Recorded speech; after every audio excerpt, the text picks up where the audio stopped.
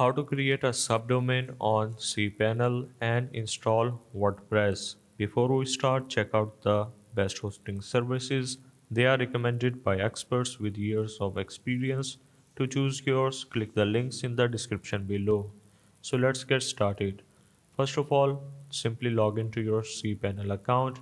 Once you are on the main dashboard, you just need to scroll all the way down until you see domain section and tap on the domain, which is the first option. So once you are in your main section, you just need to tap on create a new domain on the top right corner, and then you just need to enter your domain name, whatever it is. So I am going for an example, so I will just simply go for simple one. Once you do so, you just need to confirm whether you want to share document roots or not. So I will just uncheck this, and after that you just need to tap on this submit button. Once you do so, this will shows right in your domain list after at least half an hour. So you just need to be patient and wait for it to shows up in your main domain list.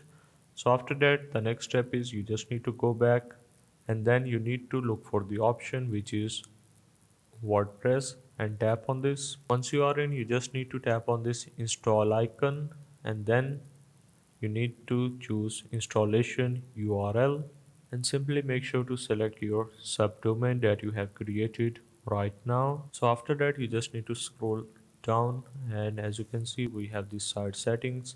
Enter your new site name and make sure to enter the description as well. Once you do so, in the admin username, enter your admin username and your admin password. By default, it can be set to admin, so make sure to change this as well. Once you do so, you just need to scroll all the way down until you see installation button and tap on this. Once you have tapped on the installation button, you just need to wait for 3 to 4 minutes until it installs completely. Once you are done, you just need to tap on that particular WordPress link, and this will take you directly to your new WordPress site.